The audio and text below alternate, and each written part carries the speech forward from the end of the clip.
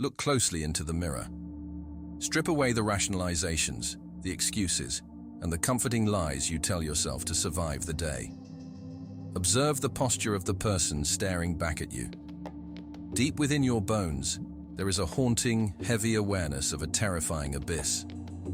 It is the chasm between the sovereign emperor you know you have the biological and spiritual capacity to become, and the reactive, easily distracted, weakened version of yourself that yields to momentary impulses every single day. You feel the crushing weight of unfulfilled potential, a quiet agony that suffocates you when the room finally goes silent at night. This profound weakness is not a curse you were born with. You are not inherently broken. You are the victim of a meticulously designed neurological hijacking. The modern world is not built to forge kings, it is built to farm consumers. Endless digital comfort, ultra-processed stimuli, and the constant barrage of cheap dopamine have artificially atrophied your prefrontal cortex.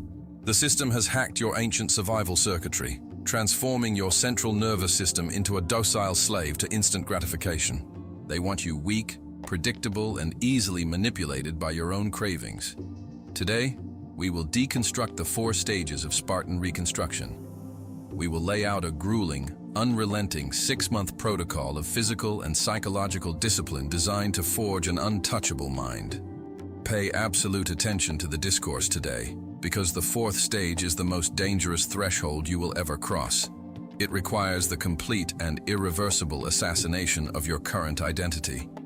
It is the exact point where 99% of people collapse, terrified of the pain, and crawl back into the warm, familiar embrace of their own mediocrity. If you are ready to break the beak, shed the old feathers, and embrace the cold winter of your own discipline, walk with me now. The greatest illusion of self-mastery is the belief that discipline is an act of addition.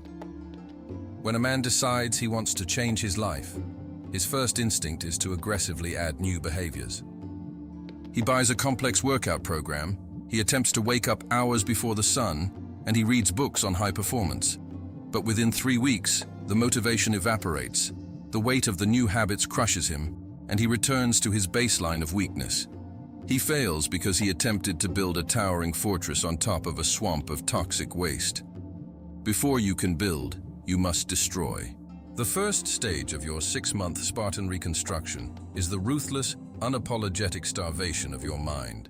It is the architecture of subtraction. In the ancient Taoist tradition, there is a fundamental teaching about the nature of the vessel. You cannot pour fresh, crystal-clear spring water into a cup that is already overflowing with mud and poison. You must first empty the cup. You must create a brutal, uncompromising void in your daily existence. To understand why your discipline constantly fails, we must look into the microscopic machinery of your brain. Your drive, your ambition, and your capacity to endure suffering are entirely governed by a neurotransmitter called dopamine. For hundreds of thousands of years, dopamine was the biochemical reward for extreme effort. Our ancestors only received a spike of this molecule when they successfully hunted a dangerous animal, built a secure shelter, or survived a brutal winter. The reward was inextricably linked to monumental physical and psychological friction. Today, you hold a glowing rectangle of glass in your hand that delivers that exact same neurochemical spike with absolutely zero effort. You scroll through endless digital illusions. You consume hyper-palatable artificial foods. You seek the empty validation of strangers. And you indulge in the lowest, most parasitic forms of digital entertainment. You are flooding your brain with unearned dopamine. When you expose your nervous system to this chronic, overwhelming flood of cheap pleasure, your brain is forced to adapt. It down-regulates your dopamine receptors to protect itself from the neurochemical toxicity. It numbs you. This is why you feel a profound, heavy apathy when you try to focus on your business, read a dense philosophical text, or train your physical vessel. The biological currency of effort and reward has been completely bankrupt. Your brain looks at the monumental effort required to build an empire and simply refuses to generate the energy because it knows you will give it a cheaper, easier reward the moment you feel a slight breeze of boredom. To become functionally untouchable, you must violently smash this destructive feedback loop. The first phase of your 6-month protocol requires you to behave like the ancient sovereign eagle. In the wild, when an eagle reaches the middle of its life, it faces a terrifying biological crisis. Its beak grows too long and bends painfully towards its chest. Its talons become dull and flexible, unable to grasp prey. Its feathers grow thick, heavy, and calcified, making the magnificent act of flying an exhausting, near-impossible struggle. The eagle is presented with a brutal binary choice. It can remain as it is and slowly starve to death, or it can undergo a horrific process of physical transmutation. The sovereign eagle chooses the pain of rebirth. It flies to the highest, most isolated mountain peak, far away from the eyes of the world. There, in absolute solitude, it begins the agony of destruction. It strikes its own beak against the hard granite rock, smashing it over and over again until the old beak completely shatters and falls off.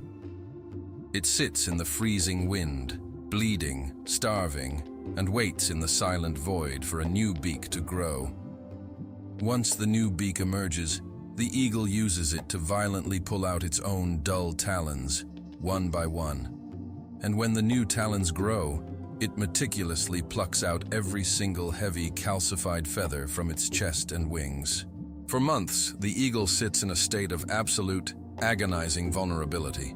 It is a period of starvation, pain, and total isolation. But when the winter passes, the eagle steps to the edge of the cliff, opens its new, pristine wings, and launches into the sky, reborn as an apex predator, completely untouchable, with decades of absolute sovereignty ahead of it. You must become the eagle on the mountaintop. You must isolate your mind and violently smash the mechanisms of your own cheap pleasure. You must take the digital applications that steal your hours and delete them without a second thought. You must cut out the processed poisons you are feeding your physical vessel. You must abstain from the cheap, empty dopamine that is keeping your talons dull and your feathers heavy. When you first remove these pacifiers, your brain will scream. You will experience severe psychological withdrawal. The silence of your room will feel deafening. You will feel a frantic, biological itch to check a screen, to consume a substance, to numb the quiet anxiety echoing in your chest. The weak man panics in this silence and immediately downloads the application again. He runs back to the comfort of his heavy feathers. But the sovereign mind understands that this agonizing withdrawal is not a sign of damage. It is the sensation of the poison leaving the body. It is the neurological equivalent of the eagle smashing its beak against the rock. You must sit in the absolute terror of your own boredom. You must let your dopamine receptors starve. You must endure the famine of cheap pleasure until your brain fundamentally rewires its understanding of reward. When you survive this starvation phase, a terrifying clarity will wash over you. The mental fog will dissipate. The heavy, lethargic apathy will burn away, replaced by a cold, sharp, and violent hunger for actual achievement. The friction of hard work will no longer feel like a punishment. It will feel like the only acceptable way to generate the vital energy your soul is craving. But creating the void within your own neurobiology is only the internal battle. To ensure that this 6-month protocol is not contaminated by the weakness of the outside world, you must extend this ruthless starvation to your physical environment. You must learn to weaponize your absence. We have established the internal void, the absolute starvation of cheap dopamine. But internal discipline is incredibly fragile if your external environment is constantly pulling you back into the swamp. The second stage of your Spartan Reconstruction is the ruthless architecture of absolute solitude. For 6 months, you must become a ghost to the world that currently knows you. Look closely at the people you surround yourself with, the friends of convenience, the social obligations you attend simply because you are terrified of being forgotten, the endless, meaningless conversations that drain your vital energy. They are the heavy iron anchors of your mediocrity. When you announce that you are changing, When you decline the invitation to consume the toxic waste of modern entertainment, they will not applaud you. They will mock you. They will try to pull you back down into the dirt, not because they hate you, but because your sudden upward ascent holds a terrifying mirror up to their own profound stagnation. Your discipline becomes a glaring, undeniable indictment of their weakness. To survive this 6-month protocol, you must walk into the ice cave. You must cut the invisible tethers that bind you to the opinions of lesser minds. You must completely disappear from the digital and social arenas where your old self used to seek validation. This is not an act of cruelty toward others. It is an act of supreme loyalty to your own soul. You do not owe anyone an explanation for your absence. A caterpillar does not apologize to the world when it wraps itself in a dark, suffocating chrysalis to undergo a violent biological metamorphosis. When you sit alone in this self-imposed silence, stripped of all distractions and social noise, a horrifying psychological phenomenon occurs. The tribunal of your own conscience opens its heavy doors. Without the constant chatter of the crowd to distract you, you are forced to listen to the agonizing, unvarnished truth about who you have been. You will come face to face with your own cowardice, your missed opportunities, and the massive, undeniable discrepancy between your daily actions and your ultimate ambitions. The weak man runs from this tribunal. He panics in the silence and immediately seeks the numbing warmth of a crowd to drown out the voice of his own guilt. But the sovereign mind sits entirely still in the empty room. He looks directly into the eyes of his own failures, and he accepts the brutal verdict without flinching. This solitary confrontation is the ultimate crucible. It is the exact place where your weakness goes to die. You must learn to be your own judge, your own jury, and your own executioner. But isolating the mind and starving it of cheap pleasure is only half of the equation. A sovereign mind cannot rule from a crumbling throne. A king cannot conquer a kingdom if his own physical castle is collapsing under the weight of lethargy and neglect. To truly become untouchable, your body must become a physical, undeniable manifestation of your psychological iron. This brings us to the third stage of your Spartan Reconstruction, the brutal, unrelenting forging of the physical vessel. Modern society views physical training as an act of mere vanity. It reduces the magnificent capacity of the human body to the shallow pursuit of aesthetics, to be displayed on glowing screens for the fleeting approval of strangers. The sovereign mind understands that physical discipline is an ancient, sacred technology. It is the literal forging of your spiritual armor. Consider the creation of ancient Damascus steel. The master blacksmith takes a raw, impure block of metal and throws it into a blinding, roaring fire. When the metal is glowing red-hot, soft, and entirely vulnerable, the blacksmith pulls it from the flames and strikes it with a massive iron hammer. He folds the metal over itself, beating it ruthlessly, and throws it back into the fire. He repeats this brutal process hundreds of times. The extreme heat and the crushing violent pressure are not meant to destroy the metal. They are meticulously designed to forcefully expel every microscopic impurity. The folding aligns the crystalline structure of the steel, making it unimaginably dense, incredibly flexible, and lethally sharp. When you wake up in the dark, when your muscles ache, and when your primitive brain begs you to stay in the warm, predictable comfort of your bed, you are looking at the raw, impure metal of your own weakness. When you force yourself to stand up, when you push your physical body under heavy iron, or when you subject yourself to the freezing, breathless shock of cold water, you are picking up the blacksmith's hammer. In the realm of neuroscience, this is known as the biological principle of hormesis, the intentional introduction of a severe, acute stressor to force the biological organism to adapt and grow exponentially stronger. When you voluntarily subject your body to intense physical friction, you are teaching your central nervous system a profound, life-altering lesson. You are artificially spiking your heart rate, flooding your veins with adrenaline, and simulating the exact physiological markers of a life or death panic. But because you are controlling the environment, because you are consciously maintaining a deep, rhythmic breath through the burning pain in your lungs, you are actively overwriting the neurological code of your anxiety. You are proving to your primitive amygdala that intense discomfort does not equal death. You are sweating out the stagnant, toxic cortisol that has been trapped inside your tissues by the passive-aggressive stress of the modern world. You are taking the chaotic, nervous energy that used to keep you awake at night and transmuting it into dense, heavy, kinetic power. In the martial arts of Shaolin, the physical body is the sacred conduit for qi. If the meridians are blocked by lethargy, poor nutrition, and physical weakness, the vital energy simply cannot flow. The mind becomes stagnant because the blood is stagnant. When you strike the heavy bag, when you run until your legs tremble, you are violently clearing the pathways of your life force.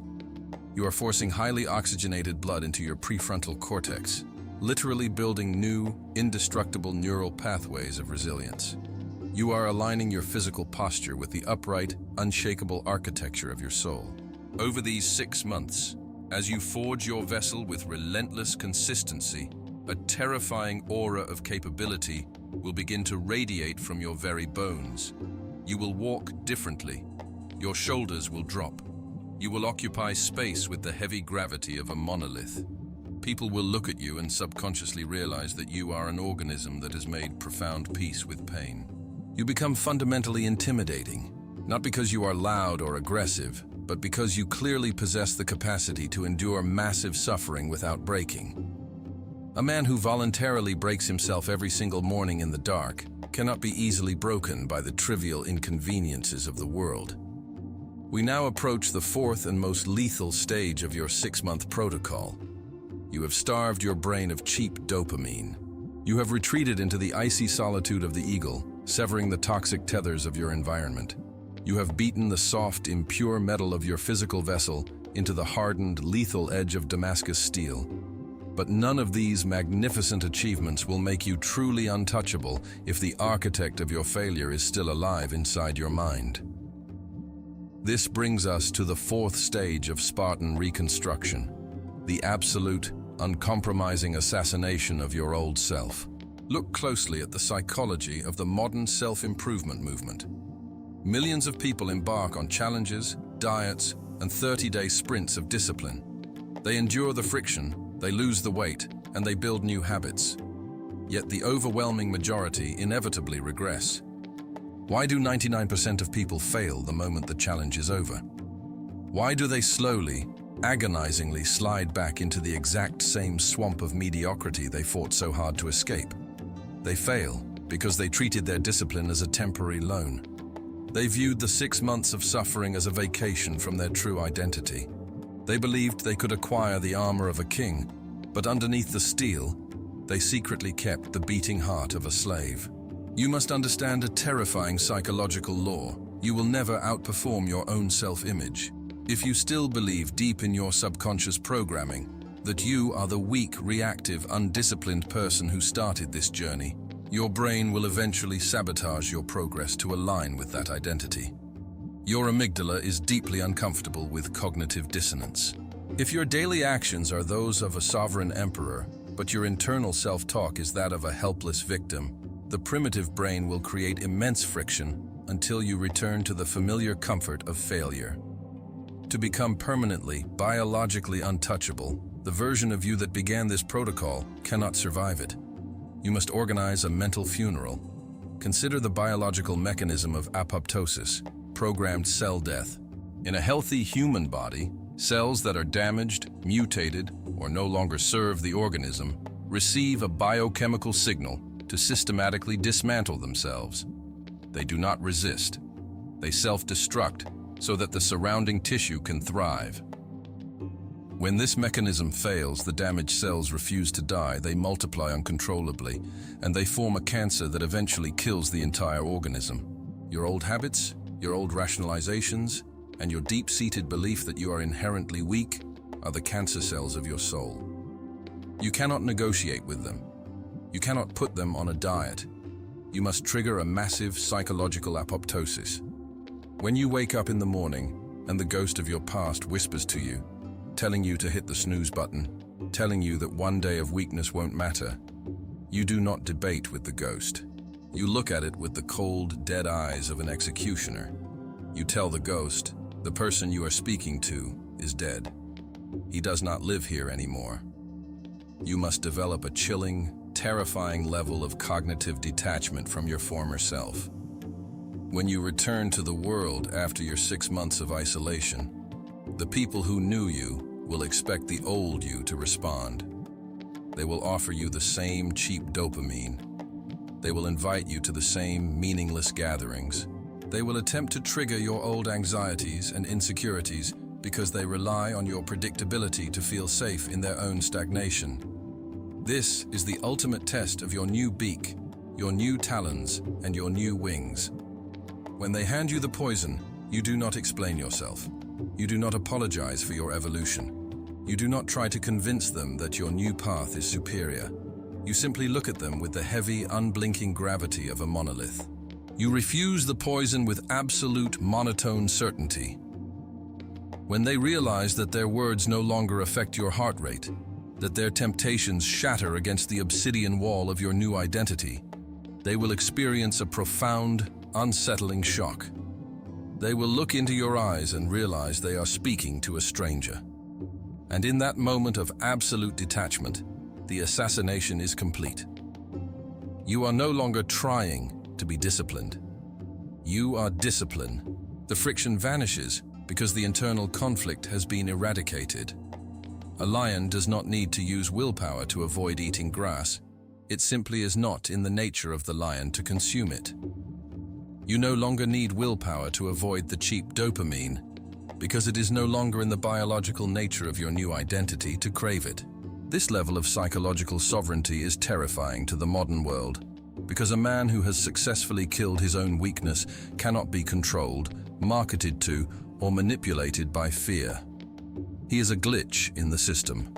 He is a dangerous, unpredictable variable who operates entirely on his own internal mandate. But holding this frequency, maintaining the heavy, unshakable throne of your new identity against the relentless gravity of the world, requires a final, brutal commitment. As we approach the culmination of this dark protocol, we must forge the absolute, irreversible pact with the winter of your discipline. The path of the sovereign is not a phase. It is a permanent relocation of your soul. The architecture of your Spartan Reconstruction is now complete. You have starved the parasitic receptors of your brain. You have built the sanctuary of solitude. You have forged a physical vessel that reflects the iron of your will. And you have committed the ultimate psychological crime, the cold-blooded assassination of your former self. But you must not be deceived by the initial silence of your victory. The most dangerous moment for the sovereign mind is not the beginning of the struggle. It is the moment you believe you have arrived. Discipline is not a destination. It is a biological and spiritual frequency that must be tuned every single day with the same precision a master musician tunes a stringed instrument. If you let the tension slacken for even a moment, the world will instantly begin to pull you back into the collective entropy. The modern world is a gravitational well of mediocrity, constantly exerting a subtle, invisible force designed to drag you back down to the level of the masses. When you complete these 6 months and emerge from the ice cave, you will find that the world has not changed. The cheap dopamine is still there. The distractions are even louder. The people are still comfortably numb, wandering through the labyrinth of their own cravings. The difference is not in the environment. The difference is in the sovereign observer who now occupies it. You have acquired the ability to look at a temptation and see it for what it truly is, a hook with no bait.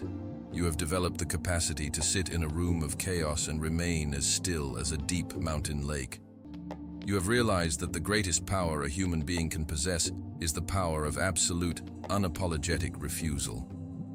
But holding this throne, day after day, against a civilization that views your strength as an insult, is a solitary and often agonizing journey. You will walk through the world feeling like a stranger in your own land. You will see the chains on the wrists of your fellow men, chains they have learned to love and decorate with digital distractions, and you will realize that you can no longer speak their language. The price of your sovereignty is a permanent, haunting sense of detachment. I know the weight of the years you spent in the dark. I see the invisible scars left by every time you betrayed yourself, every time you chose the easy comfort over the hard truth, and every time you let your potential wither under the heat of your own cowardice. I know the hollow, suffocating dread that used to fill your chest when you realized another year had passed and you were still the same reactive, weakened version of yourself. You were a prisoner of your own neurochemistry, a ghost haunting the machine of your own life. But look at the hands that hold your life now. Look at the clarity in your eyes. The era of the reactive servant is dead. The era of the distracted boy has been burned to ash in the furnace of your own discipline. You have stopped being a victim of the system and have become the architect of your own nervous system. You have realized that the world cannot give you peace, and therefore, it has no power to take it away. You have broken the beak. You have shed the heavy, calcified feathers. You have waited in the freezing silence of the mountain peak while the world laughed at your absence. And now, as the winter of your discipline draws to a close, you stand at the edge of the granite cliff, looking out over a horizon that most men will never even dare to imagine. The 6 months are not a sentence. They were the ransom you paid for your own soul. You are no longer a participant in the frantic, desperate race for validation. You are the heavy, unshakable stone. You are the granite cliff that absorbs the violent kinetic energy of the storm and remains standing, silent and indifferent, while the waves shatter into harmless foam at your feet. You are untouchable because you no longer possess the hooks of ego and craving that the world used to use to pull you. So I leave you with one final, visceral reality as you prepare to descend from the mountain and re-enter the battlefield of the mundane. The people you left behind are waiting for you. They are waiting for the old version of you to return, so they can feel comfortable in their own weakness again. They are holding the old masks, the old temptations, and the old excuses, ready to hand them back to you the moment you walk through the door. The world expects you to fail. The system is betting on your eventual surrender. Your own biological history is rooting for you to return to the path of least resistance. But when you look into the mirror tomorrow morning, and you see the reflection of the sovereign, Spartan mind you have forged through blood, silence, and iron, what terrifying, unshakable force will the world meet when it tries to break you again? Will you return to the cage? Or will you force the cage to break against your will? The choice is yours. The path is open. Amituofo.